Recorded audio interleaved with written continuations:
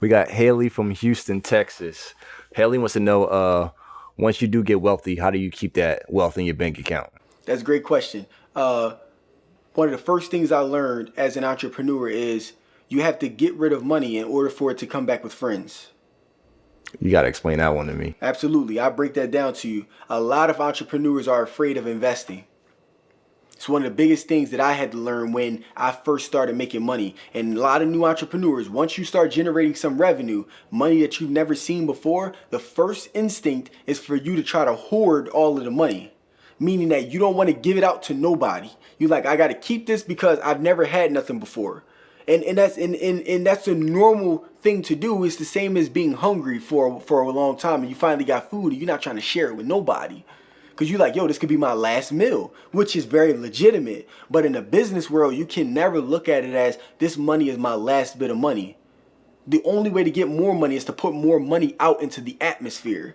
Because money is currency, right? What does currency mean? Currency has to move in a circle. The second that you stop currency from moving from one person's pockets to the next, you're going to block your next time around for currency to come back to you because you stopped it, because you're being selfish. You're trying to hoard all of the money and next thing you know it's going to dry out.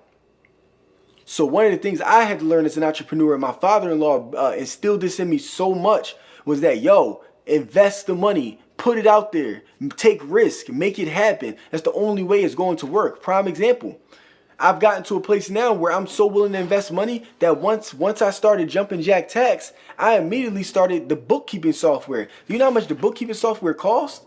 That costs $20,000 to create that software. Yo, I promise you a year ago, I would have never in my right mind would have said I'm spending $20,000. That's not happening. But I've gotten such to a point where I'm willing to write checks to anybody. I'm like, yo, here's that money. Here's that. Take it. I want to distribute money so much because I know the power of distribution. The power of distribution is going to yield back so much fruit in return. It could be that one check might come back in a year. The next one might come back in 6 months. The next one might come back in 30 days. The next one might come back in 5 years. But by me writing multiple checks, the way that you stay wealthy is by spreading it. You got to spread, keep spreading. And that's what I do on a daily basis. Is that I spread that money out. And a lot of entrepreneurs are very selfish, and that's why when you get wealthy or you get some money, it's going to soon go out. And then there's even a financial aspect to it. It makes no sense to keep money inside of a savings account. A savings account is only going to give you 0.005% on your money. That's literally that's rape. Honestly, the bank is raping you. And I'm sorry to say that in a very graphic way, but if I got $10,000 in the bank and they give me 0.005%, I'm not making no money, but they're flipping my money, making thousands, and they're leaving me with pennies, maybe a couple dollars every single month. Don't leave the money in a savings account. Reinvest those earnings into whether it be real estate, whether it be into other businesses, whether it be into the stock market. I don't know what that may be or what the vehicle may be, but you got to keep your money in motion.